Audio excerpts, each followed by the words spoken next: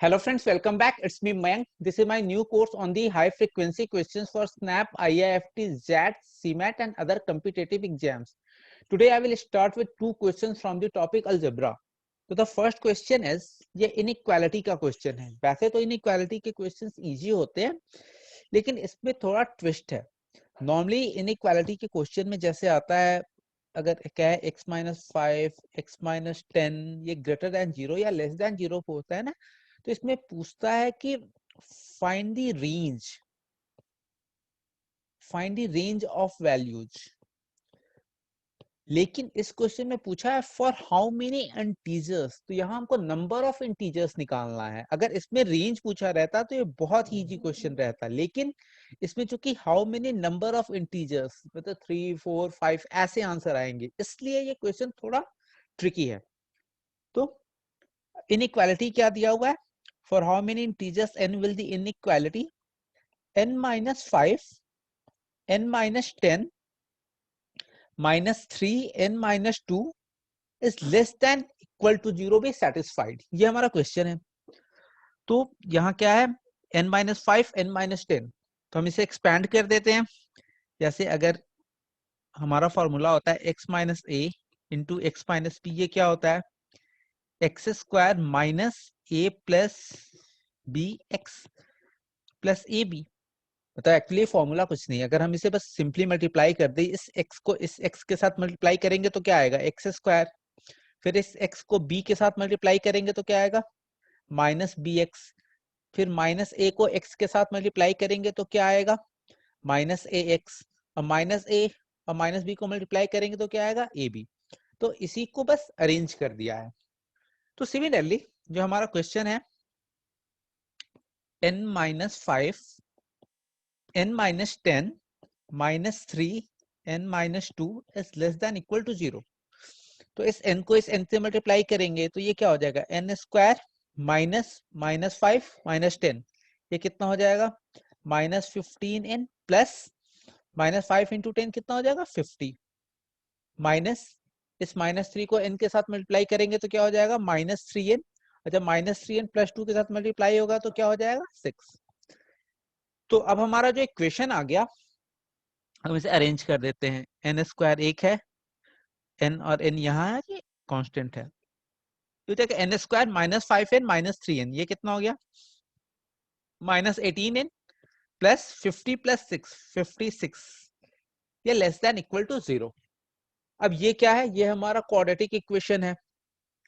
Quadratic equation अगर होता है x square plus b x plus c is equal to 0, अगर हम इसमें पूछते हैं कि इसमें सम ऑफ रूट्स क्या होते हैं, ये क्वाड्रेटिक इक्वेशन है, तो क्वाड्रेटिक इक्वेशन के कितने रूट्स होते हैं? 2 रूट्स. अगर हम कह देते हैं कि let alpha beta be it's roots, तो अल्फा प्लस बीटा क्या होता है? Minus b by a. और अल्फा इंटू बीटा क्या होता है? C by a. मतलब प्रोडक्ट ऑफ रूट्स क्या हो गया? C by a. और सम ऑफ रूट्स क्या हो गया? Minus b by a. यहाँ बी ए सी है क्या? ये कोफिशिएंट है. एक्स स्क्वायर का कोफिशिएंट क्या है? ए. एक्स की कोफिशिएंट क्या है? बी. सी क्या है? Constant term. तो वैसे ही जो हमारा क्वाड्रेटिक इक्वेशन आया ये n में आया. N square minus 18n plus 56 is less than equal to 0. इसके रूट्स निकालने के 2 मेथड है. हमने क्वाड्रेटिक में उसे डिस्कस किया था. अभी हम इसको मिडिल स्प्लिटिंग टर्म से ही कर देंगे. अगर हम मान लेते हैं कि इसके 2 रूट्स अल्फा और बीटा हैं, तो सम ऑफ रूट्स क्या हो गया? अल्फा प्लस बीटा क्या होता है? Minus b by a. मतलब माइनस ऑफ माइनस 18. ए कितना है? एन का कोफिशिएंट क्या है? 1 है एन स्क्वायर का. 18. और sum of roots product of roots क्या हो जाएगा? ये सी बाई ए. मतलब 56/1. तो अब आप देखिए कि हमारे पास 2 नंबर का सम आ गया 18 और 2 नंबर का प्रोडक्ट आ गया 56. मतलब हमें इस 56 को, इस 2 नंबर को हमको इस तरीके से स्प्लिट करना है, इस 56 को, ताकि जो सम आए वो 18 आए. तो नॉर्मली क्या होता है? 56 हमें पता होता है. अगर हम वैसे देखें तो क्या होगा? 8 7 या 56. लेकिन अगर हम इसे ऐड करेंगे 8 प्लस 7 ये कितना हो जाएगा 15, हमें सम क्या चाहिए 18। तो जो बेसिक मेथड होता है कि हम इस 56 को प्राइम फैक्टराइजेशन में स्प्लिट कर दें। तो अगर यहाँ से आप देखिए, अगर यहाँ 8 इंटू 7 आया, इस 8 को हम क्या लिख सकते हैं 2 इंटू 2 इंटू 2 इंटू 7। तो ये क्या हो गया 7 इंटू 2 14 कर दे और यहाँ 4। तो अगर हम इस 56 को 4 और 14 में स्प्लिट कर दे तो 4 प्लस 14 कितना हो गया 18। 4 इंटू 14 कितना हो गया 56। मतलब जो हमारे n की वैल्यूज आई, दो हमारे जो रूट्स आए वो क्या क्या हो गए 14 और 4। मतलब जो हमारा इक्वेशन आया था n square minus 18n plus 56 is less than equal to 0, ये क्या हो गया n minus 14 n minus 4, this is less than equal to 0। देखिए तो ये तो हो गया कि 4 और 14 क्या हो गया हमारे क्रिटिकल पॉइंट्स हो गए। और वैसे हम निकालते कैसे हैं, अगर ये हमारा इक्वेशन आ गया n माइनस 4 और n minus 14 is less than equal to 0, हम सबसे पहले इसको इक्वेट कर देते हैं 0 से। n minus 14 is equal to 0, तो n is equal to 14। Similarly जो हमारा सेकेंड टर्म क्या है n minus 4 is equal to 0, तो n इज इक्वल टू 4। तो इस क्वाड्रेटिक इक्वेशन के दो क्रिटिकल पॉइंट्स हैं। अब हम इनइक्वालिटी में क्या करते थे, एक नंबर लाइन ड्रॉ करते थे, नंबर लाइन पे हम फिर असेंडिंग ऑर्डर में डिजिट्स को अरेंज करते थे। तो यहाँ दो क्रिटिकल पॉइंट्स हैं, कौन कौन, पहले 4 आएगा फिर 14 आएगा। अगर हम नंबर लाइन देखें तो इस साइड क्या होता है, इस साइड नेगेटिव वैल्यू होती है, इधर कहीं बीच में 0 होगा, यहाँ 4 होगा, आगे जाते जाते यहाँ प्लस इंफिनिटी होगा। तो हम नंबर लाइन पे उन्हीं डिजिट्स को ड्रॉ करते हैं जो क्रिटिकल पॉइंट्स आए हुए होते हैं। तो यहाँ क्रिटिकल पॉइंट्स कितने हैं, दो हैं, एक 4 है और एक 14 है, इसकी हमें जरूरत नहीं है। तो अब उसके बाद रूल क्या होता है, पॉजिटिव नेगेटिव पॉजिटिव, हम राइट मोस्ट एंड साइड से कर्व ड्रॉ करते हैं, पॉजिटिव नेगेटिव पॉजिटिव, इस तरीके से ऑल्टरनेट हम बनाते हैं। मतलब अगर हमसे ये सिर्फ रेंज पूछा होता, अगर हमसे नंबर ऑफ इंटीजर्स नहीं पूछा, रेंज पूछा होता, तो हमारा आंसर क्या होता, n बिलोंग्स टू 4 से 14, ये हमारा आंसर हो जाता। मतलब 4 और 14 के बीच में 4.5, 4.6, 4.7, 5.1, 5.2 ये सारे नंबर्स आते। अच्छा यहाँ ओपन ब्रैकेट होगा या क्लोज ब्रैकेट, तो हम कहेंगे कि यहाँ क्लोज ब्रैकेट होगा। मतलब ये जो एंड पॉइंट्स है ये आंसर में इंक्लूडेड होने चाहिए। क्यों, क्योंकि यहाँ इक्वालिटी लगा है, n minus 14 n minus 4 is less than equal to 0। तो यहाँ हमको वो नंबर भी चाहिए जो इक्वल, जो 0 के बराबर होते हैं।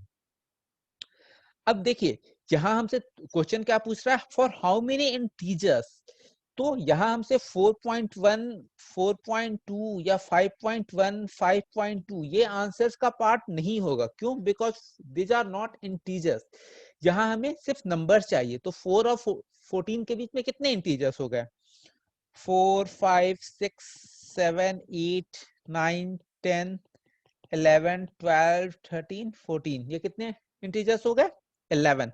1, 2, 3, 4, 5, 6, 7, 8, 9, 10, 11।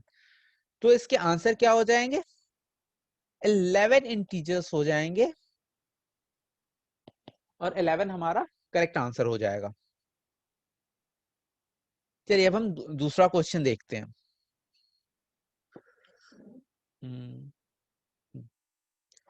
ये दूसरा क्वेश्चन कहता है, if x plus 1 is equal to x square and x is greater than 0 then 2x की पावर 4 is।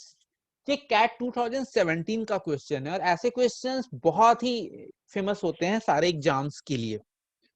देखिए वैसे तो ये क्वेश्चन इजी है, इसमें तो कुछ है ही नहीं, हम यहाँ x की वैल्यू निकालें और फिर हम उसको पहले स्क्वायर करें फिर उसको पावर 4 कर दें। लेकिन इसके बहुत सारे मेथड हो सकते हैं सॉल्व करने के, और बहुत लेंदी मेथड भी है, कुछ शॉर्ट मेथड भी है, लेकिन हम उस मेथड को देखेंगे जिससे हम बहुत ही इजीली सॉल्व कर लें और वो मेथड कहीं से गलत नहीं होगा।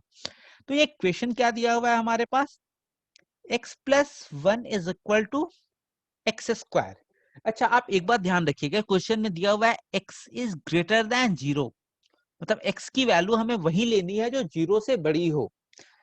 कई बार ना हम कंडीशंस पे ध्यान नहीं देते हैं जब हम क्वेश्चंस पढ़ते हैं, लेकिन हर कंडीशंस का एक यूज होता है, तभी वो क्वेश्चंस में दिया रहता है, वरना वो कंडीशंस देता ही नहीं।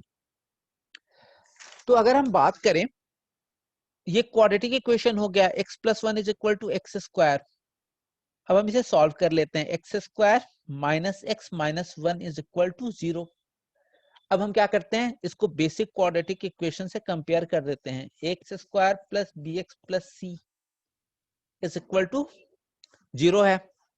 तो यहाँ a के बदले क्या है, तो यहाँ a इज इक्वल टू 1 है, b इज इक्वल टू -1 है और c इज इक्वल टू -1 है। तो सबसे पहले हम क्या करते हैं, d निकाल लेते हैं। d क्या होता है, डिस्क्रिमिनेंट, डिस्क्रिमिनेंट, और इसकी वैल्यू क्या होती है, बी स्क्वायर माइनस 4ac। तो यहाँ b की वैल्यू कितनी है, -1, तो -1 स्क्वायर 4, a कितना है 1, c कितना है -1।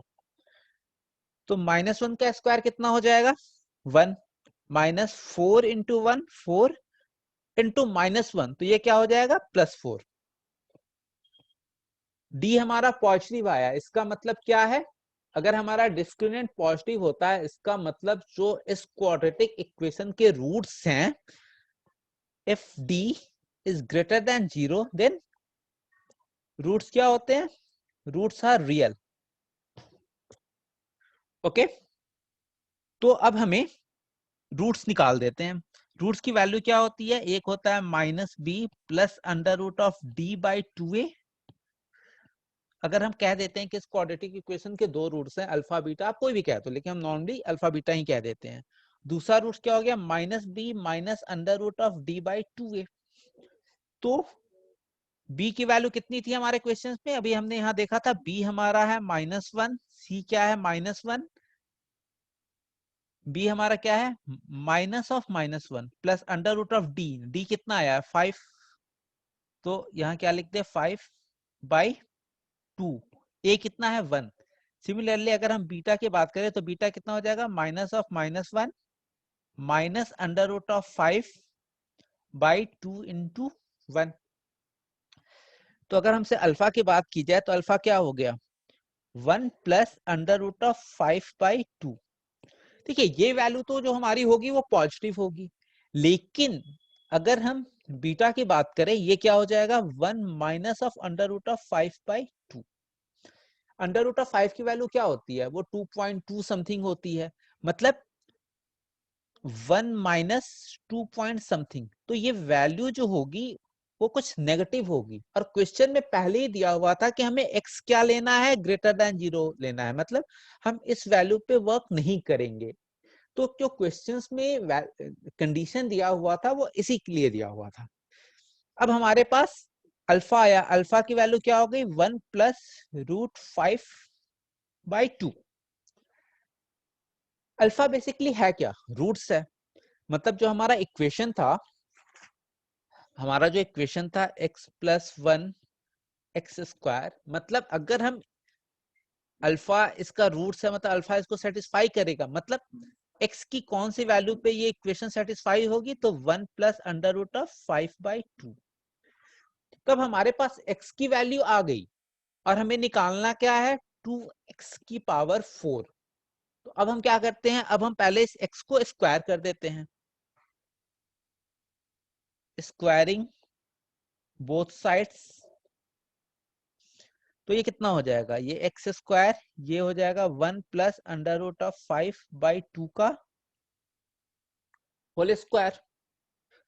तो अगर हम इसे जब स्क्वायर करेंगे तो क्या आएगा, ये 1 का स्क्वायर क्या होगा 1, अंडर रूट ऑफ 5 का स्क्वायर क्या होगा, अगर हम इसे बेसिक एक्सपैंड कर दें, ये क्या हो जाएगा 2 into 1 into under root of 5 by ये 2 का स्क्वायर, ये उस फॉर्मूला पे हो गया, a प्लस बी का होल स्क्वायर क्या होता है a square plus b square plus 2ab।